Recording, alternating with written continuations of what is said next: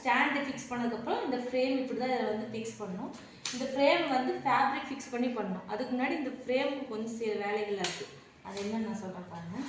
இப்போ வந்து இந்த லாக் இருக்குது பார்த்தீங்களா, பிங்க் கலர் லாக்கு. இந்த லாக் இருக்கிறது வந்து டாப், ஓகேங்களா. இந்த டாப்பில் வந்து என்ன சுற்றணும்னா இந்த டேப் சுற்றணும். டாப்புக்கு டி, டேப்புக்கு டி, ரெண்டு ஞாபகம் வச்சுக்கோங்க. டி, அப்போ டாப்புக்கு வந்து டேப் ஞாபகம் வச்சுக்கோங்க. அதே மாதிரி இந்த கீழே இருக்கிற பாட்டமுக்கு வந்து இந்த நாடா சுற்றணும். நம்ம நாடா எதுக்கு யூஸ் பண்ணுவோம், பேண்ட் பாட்டம் இதுக்கு தான் யூஸ் பண்ணுவோம். அந்த மாதிரி கணக்கு வச்சு பாட்டமுக்கு வந்து இந்த டேப் சுற்றணும் அப்படின்றது வந்து நீங்கள் ஞாபகம் வச்சுக்கோங்க. இப்போ உங்களுக்கு இதாக இருக்கும், பின்னாடி உங்களுக்கு ஞாபகம் வருது, இது ஈஸியாக சொன்னேன். தென் ஏதாவது ஒரு பிளேஸ் நம்ம ஒரு ஃபஸ்ட்டு நம்ம என்ன பண்ணுறோம்னா கீழே பாட்டமுக்கு சுற்றுறோம். பாட்டமுக்கு நம்ம நாடா சுற்றுறோம். எப்படின்னு பார்த்து ஃபஸ்ட்டு பாருங்கள். ஏதாவது எனி பிளேஸ் எடுத்துக்கோங்க. இந்த இடத்துல கொஞ்சம் நிறைய க்ளூ அப்ளை பண்ணிக்கணும். அப்ளை பண்ண யூஸ் பண்ணது இந்த க்ளூ மூடி வச்சுருங்க, எல்லாம் காஞ்சி போயிடும். இப்போது இந்த க்ளூ நல்லா அப்ளை பண்ணிவிட்டு உங்களோட ஃபேப்ரிக்கு இப்போ இந்த சைடு இருக்குன்னா இதுக்கு நம்ம இப்படி தானே சுற்றுவோம். ஆனால் இந்த டைரெக்ஷன் பார்த்த மாதிரி இந்த ஃபேப்ரிக் வந்து ஒட்டிக்கிறோம். ஒட்டிட்டு ஒரு 2 செகண்ட்ஸ் வந்து வெயிட் பண்ணுங்கள். ஏன்னா இது வந்து ட்ரை ஆகணும். ட்ரை ஆனதுக்கப்புறம் தான் நம்ம நல்லா இழுத்து வச்சு இப்படி சுற்ற முடியும். இப்படி சுற்றும் போது நீங்கள் இப்பயே சுற்ற ஆரம்பிச்சிங்கன்னா இது கழண்டுட்டு வரும். நம்மளுக்கு இங்கே வந்து லூஸ் கிடைச்சிரும். அதனால் வந்து காயிற வரைக்கும் வெயிட் பண்ணுங்கள். பாஸ். இப்போ பார்த்தீங்கன்னா நம்ம இப்படி சுற்றுறதுனால நான் இப்படி ஒட்டியிருக்கேன். இந்த ஆங்கிள் மட்டும் நீங்கள் ஒட்டும் போது பார்த்துக்குங்க. உங்களுக்கு ரிவர்ஸில் வந்து இருக்கணும் ஒட்டினது. இப்படி நீங்கள் வச்சுட்டு இந்த நாடாவை கையில் பிடிச்சி இப்படி போட்டுக்கோங்க. அடுத்த நெக்ஸ்ட்டு வந்துட்டு நல்லா இந்த இடம் இருக்குது பார்த்தீங்களா, இந்த கேர்வு. அடுத்த நம்ம சுற்றுறது வந்து கரெக்டாக இந்த கேர்வ்லேயே வரணும். இதுக்கு மேலே ஓவர்லேப்பிங் ஆகக்கூடாது.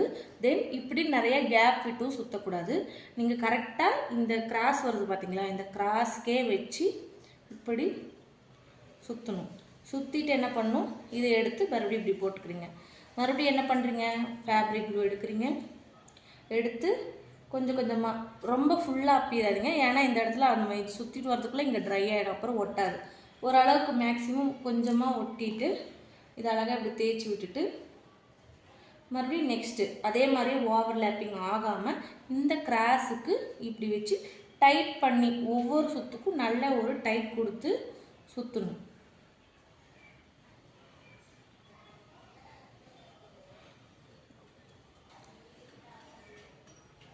நல்லா இந்த இடம் இப்படி இங்கே இந்த அடியிலேருந்து இப்படி இழுத்து இப்படி வைக்கணும். நெக்ஸ்ட்டு சேம் அதே, இந்த க்ளூ போட்ட வரையும் காலி ஆகிடுச்சு அப்படின்னா மறுபடியும் க்ளூ அப்ளை பண்ணிக்கணும்.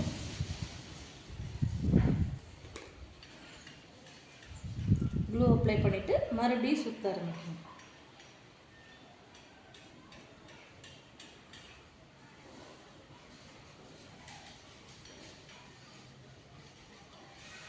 இது வந்து ஒன் டைம் ஒர்க்கு தான். பர்மனெண்ட்டாக நீங்கள் இதை அப்படியே வச்சுக்கலாம். மறுபடியும் நீங்கள் சுற்றணும்னு அவசியம் இல்லை. ஒரு டைம் சுற்றி வச்சிட்டிங்கன்னா இது உங்களுக்கு வந்து லாங் லைஃப் வரும்.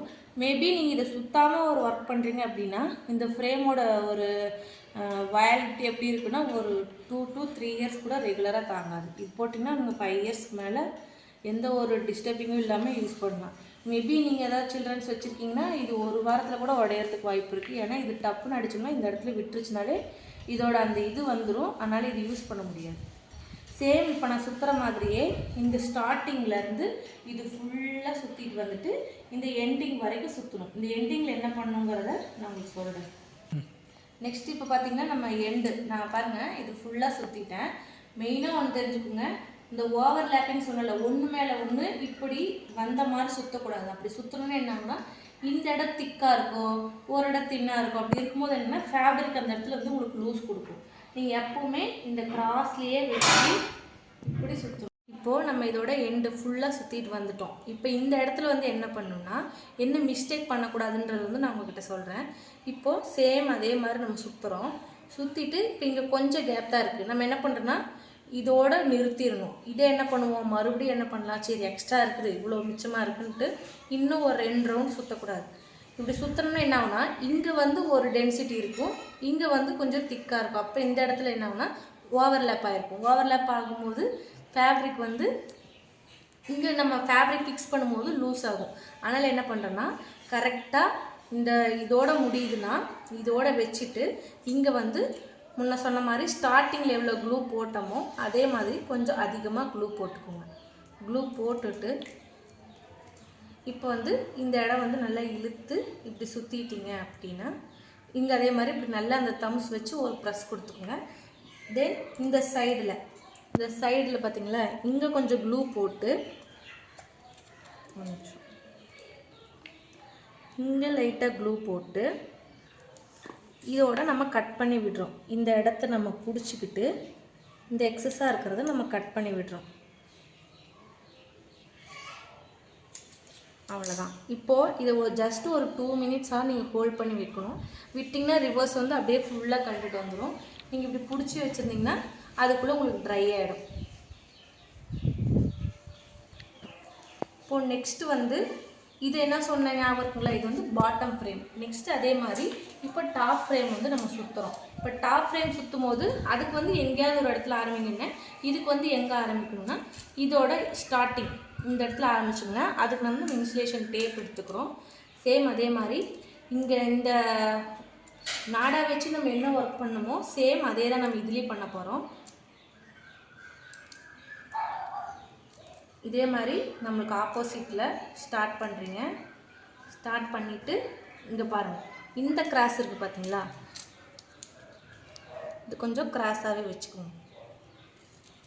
இந்த கிராஸை பேஸாக வச்சு நம்ம சேம் இதே வந்து இப்படி சுற்ற போகிறோம். சேம் இதுலேயும் வந்து ஓவர்லேப்பிங் ஆகக்கூடாது. இது உங்களுக்கு கொஞ்சம் ஈஸியாக இருக்கும். இப்படி சுற்றிங்கன்னா நீட்டாக உங்களுக்கு வந்து கீழேயுமே எந்த ஒரு இது தூக்கிட்டு இல்லாமல் அதே மாதிரியே இது ஃபுல்லாக சுற்றி முடிக்கணும். சுற்றி முடிச்சுட்டு இது வரையும் சுற்றி சேம் அதே மாதிரியே ஃபினிஷ் பண்ணிடும். அவ்வளோதான் இந்த சுற்றுற வேலை. இதுவரை வச்சு நம்ம இதோட க்ளோஸ் பண்ணி அதே மாதிரி எக்ஸஸாக இருக்கிறத கட் பண்ணி விட்டுட்டு இப்போ இதை நம்ம ஃபினிஷ் பண்ணிடுறோம். இப்போது இதுதான் நம்மளோட இதோட ஒர்க்கு. இப்போ பார்த்தீங்களா இது வந்து கீழே போயிடும், இது மேலே இருக்கும். இதில் வந்து இப்போ ஃபேப்ரிக் எப்படி ப்ளேஸ் பண்ணுறதுங்கிறது நான் சொல்கிறேன். இப்போ வந்து இது கொஞ்சம் நல்லா டைட்டில் இருக்கும். இப்போ நம்ம சுற்றுனதுக்கப்புறம் பார்த்திங்கன்னா இது கொஞ்சம் போடுறதுக்கு ஸ்கிரிப்ட் தான் இருக்கும். இப்போ என்ன பண்ணுறோன்னா இதை நல்லா இப்படி லூஸ் பண்ணி இந்த எட்ஜ் வரை கொண்டு வந்துக்கணும். கொண்டு வந்தோம்னா நம்மளுக்கு இது வந்து அழகாக இதில் வந்து ஃபிக்ஸ் ஆகும். ஓகேங்களா, இப்படி ரெண்டும் கரெக்டாக இருந்து ஸ்ட்ரைட்டாக இருந்துச்சுன்னா தான் இப்போ வந்து ஃப்ரேம் வந்து ஃபிக்ஸ் ஆகிருக்குன்னு அர்த்தம். நெக்ஸ்ட் வந்து ஒரு ஃபேப்ரிக்கில் இந்த ஃப்ரேம் எப்படி ஃபிக்ஸ் பண்ணுறதுன்னு சொல்கிறேன். இப்போ இது சொன்னால இது வந்து பாட்டம். எப்பவுமே பாட்டம்னா என்ன, கீழே. அப்போ கீழே இந்த பாட்டம் இருக்கணும். தென் ஃபேப்ரிக் எடுத்துக்கோங்க. உங்களுக்கு வந்து சில்க் காட்டன் ஃபேப்ரிக் கொடுத்துருப்பேன். இப்போ இந்த ஃபேப்ரிக்கில் பார்த்தீங்கன்னா இது வந்து கரை பகுதின்னு சொல்லுவாங்க. இது வந்து இங்கிலீஷில் செல்வெட்ஜ்னு சொல்லுவாங்க. தென் இந்த சைடு வந்து ராயேஜ்னு சொல்லுவாங்க. ராயேஜ்னு இந்த மாதிரி பிசு வருது பார்த்தீங்களா, இது வந்து ராயேஜ்னு சொல்லுவாங்க. எப்போவுமே நீங்கள் வந்து ஒரு ப்ளவுஸ் போடுறீங்க அப்படின்னா அப்போ வந்து நீங்கள் இந்த ராயேஜில் ஃபினிஷ் பண்ணணுன்ற அவசியம் இல்லை. ஏன்னா இதெல்லாம் கட்டிங்கில் போயிடும். இப்போ இதே வந்து நீங்கள் இப்போ பழகிறனால உங்கள் வீட்டில் சூயிங் மிஷின் இருந்துச்சுன்னா இது ஜஸ்ட் இப்படி ஓர் அடிக்குதுன்னு சொல்லுவாங்களா, அந்த மாதிரி 2 சைடும் அடித்து வச்சுக்கோங்க. இல்லை அப்படின்னாலும் இப்படி நல்லா சுருட்டி கொஞ்சம் க்ளூ போட்டாவது ஸ்டிக் பண்ணி வச்சுக்கோங்க உங்கள்கிட்ட மிஷின் இல்லாத பட்சத்தில். இல்லை வேறு ஏதாவது ஹேண்ட் ஸ்டிச் போட முடியும் அப்படின்னாலும் மொத்தத்தில் இது உருவிட்டே வராத அளவுக்கு என்ன பண்ண முடியுமோ அந்த மாதிரி ஏதாவது ஒரு ஒர்க் பண்ணி வச்சுக்கோங்க. இப்போ வந்து கீழே வந்து பாட்டம், இந்த பாட்டமில் வந்துட்டு பாட்டம்க்கு மேலே நம்ம ஃபேப்ரிக் வந்து ப்ளேஸ் பண்ண போகிறோம். ஓகேங்களா, நம்ம இப்போது ஒரு ஃபுல் ஒர்க்குமே வந்து இந்த 1 மீட்டர் அந்த சில்க் காட்டன் ஃபேப்ரிக்கில் தான் பண்ணுவோம். ஏன்னா நம்ம நிறைய கேப் விட்டு அங்கங்கே இதாக பண்ணிட்டோம்னா நம்மளுக்கு ஒரு ரெஃபரன்ஸ்க்கு எடுத்து நம்ம திடீர்னு பார்க்கும்போது நம்மளுக்கு வந்து குழம்பும். அதனால் உங்களோட டார்கெட் என்னவா இருக்குன்னா இந்த 1 மீட்டர் ஃபேப்ரிக்குள்ளேயே நம்மளால் 60 ஸ்டிச்சும் கொண்டு வரணும் அப்படின்றது வந்து வச்சுக்கோங்க. இப்போ வந்து இது வந்து 4 கார்னர்ஸ் இருக்கா, இங்கே ஒரு கார்னர், இங்கே ஒரு கார்னர், இங்கே ஒன்று, இங்கே ஒன்று. நம்ம எப்போவுமே இப்படி சென்டராக போட்டு ஒர்க் பண்ணிட்டோம் அப்படின்னா இந்த கேப் எல்லாமே உங்களுக்கு வந்து வேஸ்டேஜ் ஆகிடும். அதனால் என்ன பண்ணுறீங்கன்னா ஏதாவது ஒரு கார்னர் எடுத்துக்கோங்க. ஒரு கார்னர் எடுத்து இந்த ஒரு கார்னரில் நல்ல ஃபேப்ரிக் வந்து ஃப்ளாட்டாக வந்து ப்ளேஸ் பண்ணிக்கணும். ப்ளேஸ் பண்ணிவிட்டு இந்த டாப் இருக்குது பார்த்தீங்களா, இந்த டாப்பை வந்துட்டு மேலே வச்சு இப்படி அழுத்தணும். அழுத்தும் போது உங்களுக்கு அழகாக அது போய் ஃபிக்ஸ் ஆகிக்கும். இப்போது நல்லா இப்படி ப்ரெஸ் பண்ணிவிட்டிங்கன்னா ஃபிக்ஸ் ஆகிடுச்சிங்களா?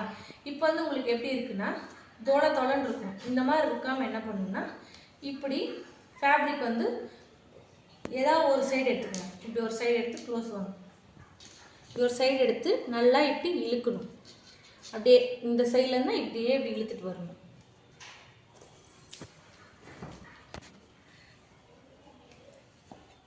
$360 ஆங்கிள்லையும் நம்ம இப்படி இழுத்து ஒரு ஃபோர்ஸ் கொடுத்து இழுக்கும்போது இந்த இடம் வந்து உங்களுக்கு டைட்டன் ஆகும். நான் சொல்லியிருந்தேன் பார்த்தீங்களா, இங்கே ஓவர்லேப்பிங்காக சுற்றியிருந்தீங்க அப்படின்னா இந்த மாதிரி உங்களுக்கு ஒரு லூஸ் கொடுக்கும். இப்படி லூஸ் கொடுத்து அந்த இடத்துல வந்து நம்ம ஸ்டிச்சஸ் போடணுங்க. அதனால தான் ஈவனாக சுற்றணும் அப்படின்றது நான் சொன்னேன். இப்போ வந்து நல்லா ஃபேப்ரிக்கை இழுத்துக்கணும்.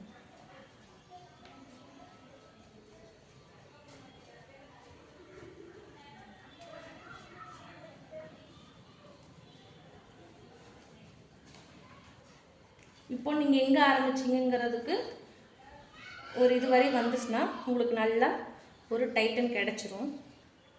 இப்போ நீங்கள் முன்ன பார்த்த இடத்துக்கும் இப்போ டிஃப்ரென்ஸ் பாருங்களேன்.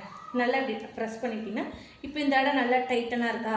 இன்னுமே உங்களுக்கு டைட்டன் வரணும். அப்போ என்ன பண்ணணும்னா இந்த அட்ஜஸ்ட்மெண்ட் சொன்ன பார்த்தீங்களா, இந்த இடத்துல இந்த ஸ்க்ரூவை நல்லா இப்படி பிடிச்சிட்டு உங்களால் இதை எந்த அளவுக்கு திருக முடியுமோ டைட் பண்ணி திருகணும். இப்படி திருக்கிட்டே இருக்கணும். உங்களுக்கு ஓரளவுக்கு ரஃப்பாக இதாகிற வரைக்குமே நல்லா இப்படி திருக்கிட்டிங்கன்னா உங்களுக்கு இன்னும் இந்த ஃப்ரேம் வந்து இந்த இடம் டைட்டாக இருக்கும். மறுபடியும் என்ன பண்ணால் இங்கேருந்து ஸ்டார்ட் பண்ணுறீங்களா, மறுபடியும் ஒரு ரவுண்டு சுற்றுங்க. இது நீங்கள் ஒன்ஸ் தான் பண்ண போகிறீங்க. பண்ணிவிட்டு நீங்கள் ஃப்ரேம் வந்து அந்த ஸ்டாண்டில் ஃபிக்ஸ் பண்ணிட்டீங்கன்னா உங்களுக்கு இது வந்து லாங் லாஸ்டிங்காக இருக்கும். நீங்கள் மறுபடியும் ஒரு 1 வீக் அப்புறம் உங்களுக்கு லூஸாக ஃபீல் ஆகுதுன்னா மறுபடியும் நீங்கள் இந்த மாதிரி எடுத்து இழுத்து விட்டுக்கலாம். ஒவ்வொரு கொஞ்சமாக இப்படி இங்கே கை வைக்கிறீங்களா, இது முடிஞ்சு மறுபடியும் அடுத்த இடத்துல இங்கே இப்படி நீங்கள் நல்லா டைட்டனாக வச்சுக்கோங்க.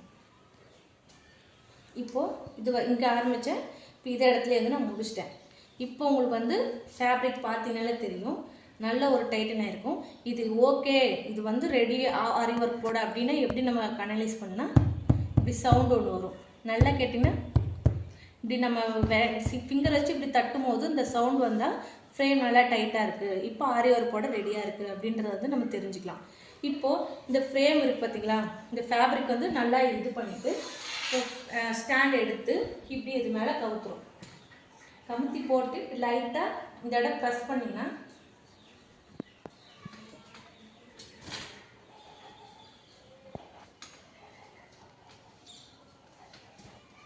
இது ஒரு சவுண்ட் வரும். சவுண்ட் வந்தால் இது கொண்டு போய் உள்ளே ஃபிக்ஸ் ஆகிடுச்சு அப்படின்னு அர்த்தம். இதுக்கப்புறம் தான் நம்ம வந்து மார்க் பண்ணி நம்ம செயின் ஸ்டிச் போடுறது மற்ற எல்லா ஒர்க்குமே பண்ணுவோம். இன்றைக்கி வந்து இதுவரை நீங்கள் தெரிஞ்சுக்கினாலே போதும். நெக்ஸ்ட் கிளாஸில் வந்து ஒரு செயின் ஸ்டிச் எப்படி போடுறது அப்படின்றது நான் சொல்லித்தரேன்.